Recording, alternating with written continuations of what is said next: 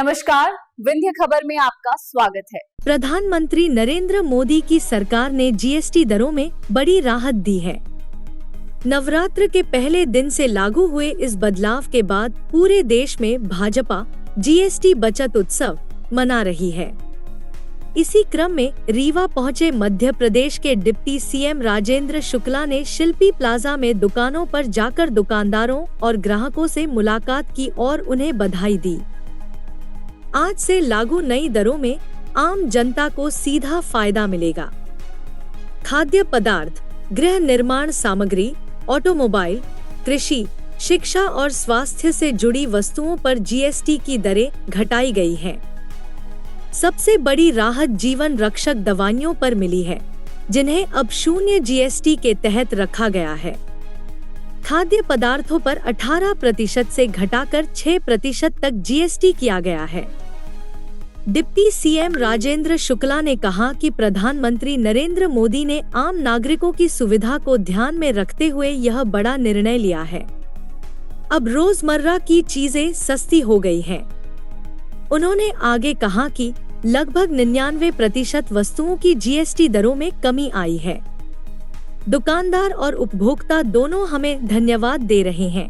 हम भी उन्हें बधाई दे रहे हैं।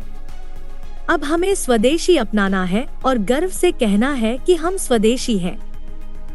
इस दौरान बाजार में भाजपा कार्यकर्ताओं और प्रशासनिक अधिकारियों की भी मौजूदगी रही। आप लोगों को बधाई, क्योंकि प्रधानमंत्री ने जीएसटी की दरें जो कम की हैं, उसके कारण अब रोज़मर्रा की उपयोग की जो चीज़ें हैं वो बहुत सस्ती हो गई हैं।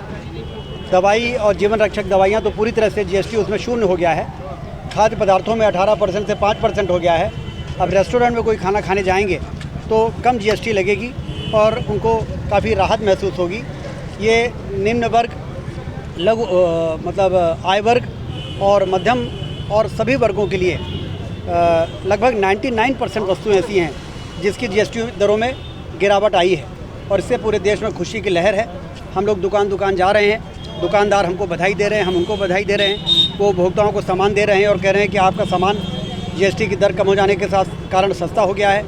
मोदी जी की जय जयकार कर रहे हैं और हम सारे लोग जनता के बीच में जाके और इसका प्रचार प्रसार कर रहे हैं। उसके साथ ही जो स्वदेशी वस्तुएँ हैं, जो हमारे देश के नागरिकों के पसीने से बनी हैं, उनकी मेहनत से बनी है, उसका हमने निवेदन किया है कि जब आप वो सामान नागरिकों को दें तो आप उनसे ये ज़रूर कहलवाएं कि गर्व से कहो हम स्वदेशी हैं, स्वदेशी अपनाएंगे और देशभक्त कहलाएंगे।